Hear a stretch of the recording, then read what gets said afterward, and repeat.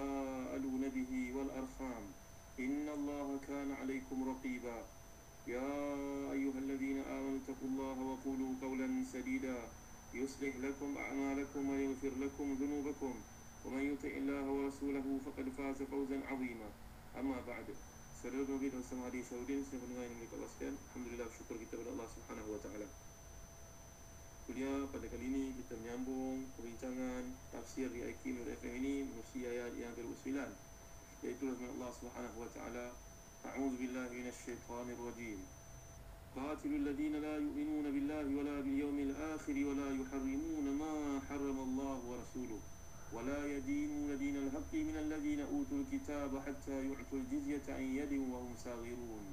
Perangilah mereka yang tidak beriman kepada Allah dan tidak pula kepada hari kemudian, dan mereka tidak mengharamkan apa yang diharamkan oleh Allah Subhanahu Wa Taala dan Rasulnya, dan tidak beragama dengan agama yang benar, iaitu Islam, iaitu golongan yang diberikan Alkitab kepada mereka sampai mereka membayar jizyah dengan patuh sedang mereka dalam keadaan tunduk.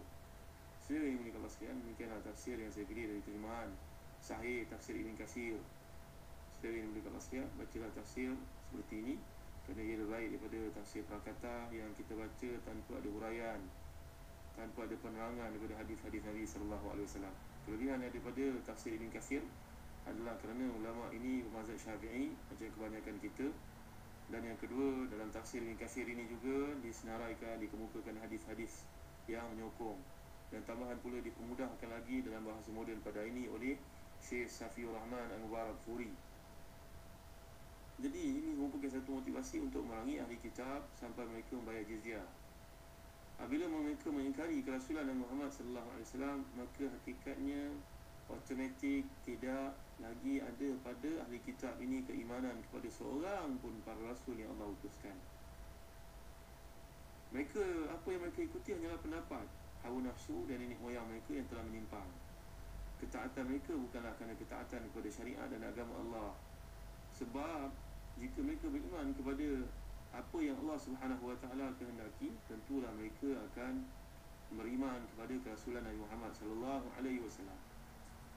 Seluruh nabi telah pun menyampaikan al-busyra, berita gembira tentang kedatangan Nabi Muhammad sallallahu alaihi wasallam, dan menyuruh umatnya, kalau kamu hidup pada waktu selepas ini, ikutilah Nabi Muhammad sallallahu alaihi wasallam. Isu ini kita sedia maklum berlaku kepada sahabat yang contohnya Salman Al-Farisi radhiyallahu anhu. Kisah bagaimana keimanannya yang kita pelajari dalam peristiwa hijrah.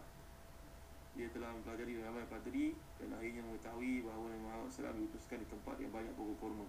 Begitu juga Husain bin Salam yang ditukar namanya oleh Rasulullah SAW menjadi Abdullah bin Salam. Jadi mereka ini menepati, mentaati, berlainan daripada kebanyakan ahli kitab mereka mengingkari.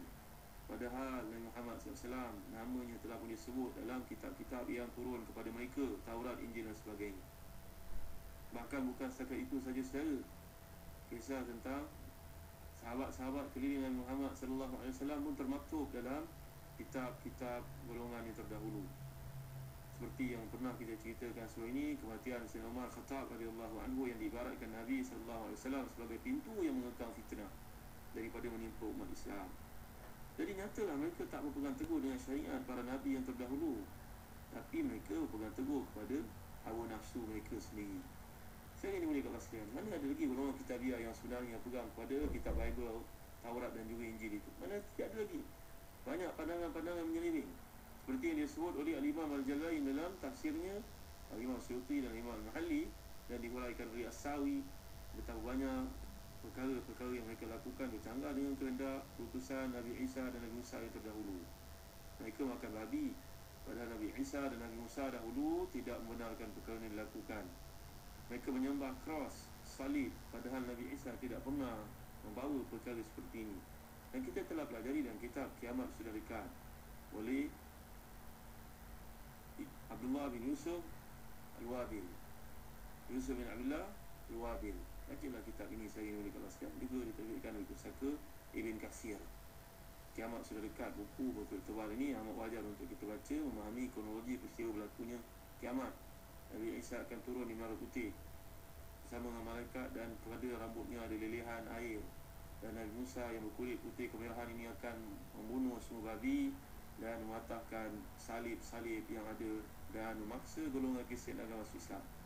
Dan aku tidak pernah membawa Trinity ini kepada kamu. Jadi keimanan mereka kepada Nabi-Nabi yang mereka dakwa itu sebenarnya tidak berguna, kerana mereka telah mengingkari penghulu kepada para Nabi ini. Yang paling utama, penutup mereka, Nabi yang paling mulia, iaitu Rasulullah sallallahu alaihi wasallam. Jadi turunnya ayat yang mulia ini merupakan perintah pertama untuk memerangi ahli kitab. Setelah segala urusan yang berkaitan dengan musyrikin menjadi mudah dan manusia masuk agama Allah secara berbondong-bondong.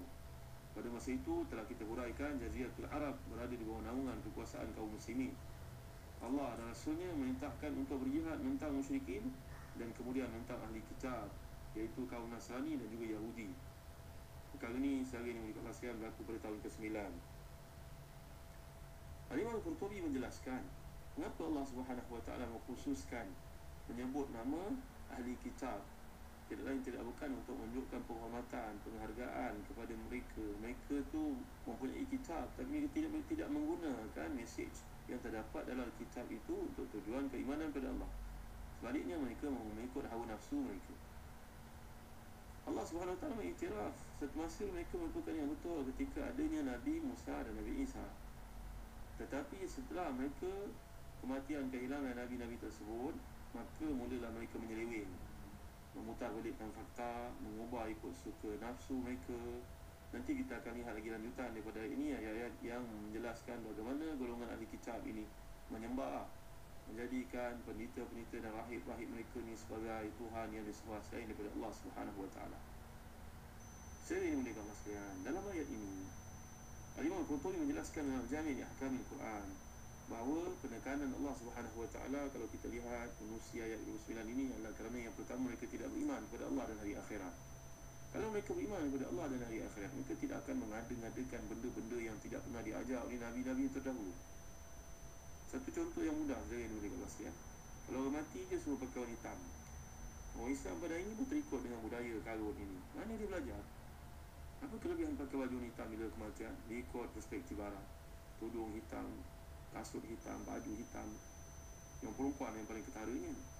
Kita memberitahu bahawa umat Islam ini perkara kawanan kecil, tapi perkara ini ikut-ikutan yang salah sampai golongan Yahudi dan Nasara memasuki hatta law dakhalu fi juhri dabbin lattaba'tumuhum.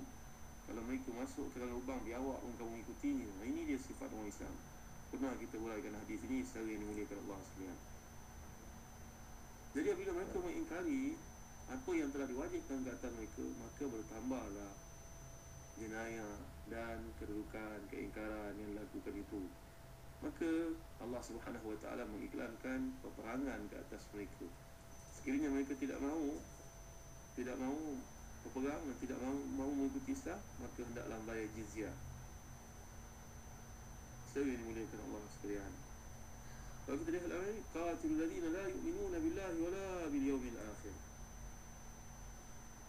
wala yuharrimuna ma harramallahu wa rasuluhu. Pertama, tidak beriman pada Allah dan hari akhirat. Itu jelas. Yang kedua, la yuharrimuna ma harramallahu wa rasuluhu. Mereka tidak mengharamkan apa yang diharamkan oleh Allah Subhanahu Wa Taala. Kata As-Sawi dalam Hasyiah As-Sawi, contohnya mereka minum arak. Dakwa saja mereka ikut agama Nabi Isa, tapi minum arak itu haram, mereka tetap minum. Begitu juga dalam syariat mereka menyuruh perempuan pakai tudung, tapi mereka tidak pakai tudung. Menyuruh mereka untuk meninggalkan riba, tapi mereka mengamalkan riba. Menyuruh mereka untuk menghargai makhluk yang lain, tapi binatang dihargai. Mak orang Islam ditembak di sana sini. Bagaimana maksud mereka menghargai agama yang sampai kepada Nabi Isa dahulu? Itu yang dimuliakan Allah sekalian. Kita harus faham, kita orang Islam, Allah SWT baru mesej ini jelas kepada kita agar kita berhati-hati. Yang ketiga, wala yadinuna dinal haqq. Mereka tidak beriman dengan agama yang benar, iaitu mereka menolak Islam yang telah pun dinyatakan dalam kitab-kitab yang terdahulu. Kemudian datang penekanan minal ladzina utul kitab. Ini merupakan satu takkid al-hujjah, kerana mereka telah menemui nama Nabi Muhammad SAW dan kebenaran Islam ini dalam kitab mereka tertulis dalam Taurat dan juga Injil. Lalu Allah SWT menetapkan hukuman sebagai satu ketetapan daripadanya, hatta yu'tul jizyata an yadi wa hum sawirun. Jadi tujuan peperangan dikenakan supaya mereka tidak lagi melagi umat Islam dan tunduk di bawah Islam, dan lambang ketundukan itu adalah bayar jizyah. Lagi yang mulia kat Allah sekalian, sekarang kita faham maksud ayat ini. Rupanya Allah Subhanahu Wa Taala mengkehendaki kita supaya faham bahawa hatta yu'tul jizyah, supaya jika mereka tidak masuk Islam, maka hendaklah mereka ni membayar jizyah. Hatta yu'tul jizyah ta'ayyadi wa hum saghirun, dalam keadaan patuh kerana terpaksa mengalami perkara itu, artinya mereka hina, wa hum saghirun, sedangkan mereka dalam keadaan tunduk, iaitu dalam keadaan hina dan tidak terhormat. Kerana itu tidak diperbolehkan memuliakan ahlul zimmah atau mengangkat darjat mereka di atas kaum muslimin. Akan tetapi mereka harus dalam keadaan hina, rendah dan sengsara. Itu sebab dalam sebuah hadis yang diriwayatkan oleh Imam Muslim daripada Abu Hurairah bahawa Nabi SAW telah bersabda, la tabda'ul yahuda wal nasara bisalam, fa idza laqitum ahadahum bi tariqin fattaruhu ila adyaqihi. Janganlah kamu memulai mengucap salam kepada orang Yahudi dan Nasara. Jika kamu bertemu dengan salah seorang mereka di satu jalan, maka desaklah dia ke tempat yang sempit. Saya boleh kata sekalian, kali itu Amirul Mukminin Umar Khattab radhiyallahu anhu mensyaratkan kepada mereka dengan syarat-syarat yang sangat terkenal dalam rangka untuk menghina dan merendahkan mereka. Seperti diriwayatkan oleh para ulama hadis dari Abdurrahman bin Ghan Al-Asy'ari, dia berkata, satu hari ketika aku menulis surat perjanjian diberitakan Umar Khattab radhiyallahu anhu tak kali dia menerima perdamaian dari orang Nasara penduduk Syam. Dalam surat itu tertulis dengan nama Allah yang Maha Pengasih lagi Maha Penyayang. Surat ini tujukan kepada hamba Allah Umar Amirul Mukminin dari orang-orang Nasara kota sekian-sekian. Tak kala kalian datang kepada kami, kami minta kalian jaminan keamanan untuk kami, anak-anak kami, harta kami dan pengikut agama kami. Dan kami syaratkan kepada kalian atas diri kami agar kami tidak akan membangun di kota kami dan tidak pula sekitarnya sebarang bentuk biara dan gereja, serta tidak pula tempat bertapanya pendeta. Kami tidak akan memperbaiki yang rosak di antaranya, dan kami tidak akan memanfaatkan di antaranya yang telah diberi batas untuk kaum muslimin.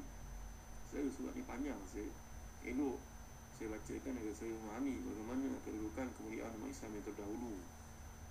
Selain itu, kami tidak melarang siapa sahaja di antara kaum muslimin untuk singgah di gereja kami pada waktu siang atau malam.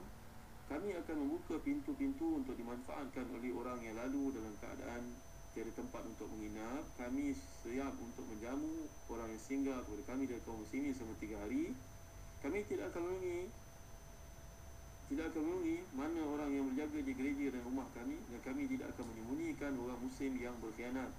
Kami tidak akan mengajar anak-anak kami Al-Quran dan menampakkan perkara syirik atau mengajak seorang untuk buat perkara itu. Kami tidak akan melarang siapa pun dari kalangan kami untuk masuk Islam jika mereka menginginkannya. Nampak? Kami akan menghormati kaum muslimin dan kami akan bangkit di tempat duduk kami jika mereka sampai.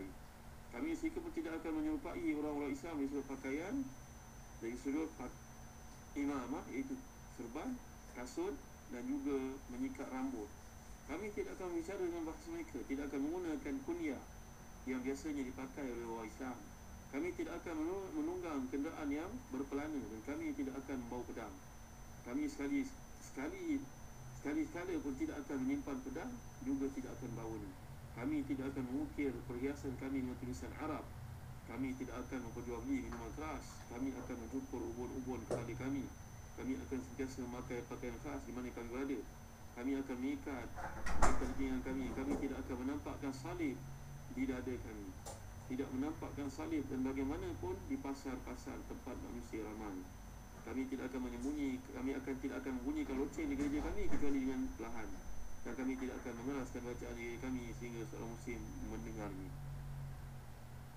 Saya ingin mengingatkan ini surat zaman Islam gemilang dahulu, ketika Islam dominan dan tidak ada siapa pun yang dapat mempertikaikannya. Tapi hari ini saya ingin mengingatkan sekalian, perkara seperti ini harus kita faham dengan konteks yang hikmah agar Islam tidak dianggap berbagai-bagai perkara timbul fitnah kerana ketidakfahaman kepada perkara seperti ini. InsyaAllah kita akan lihat lebih lanjut dalam kuliah akan datang. Allahu a'lam, sallallahu ala sayyidina Muhammad wa ala alihi wa sahbihi wa baraka wasallam. Walhamdulillahi rabbil alamin. Barakallahu fikum. Wassalamualaikum warahmatullahi wabarakatuh.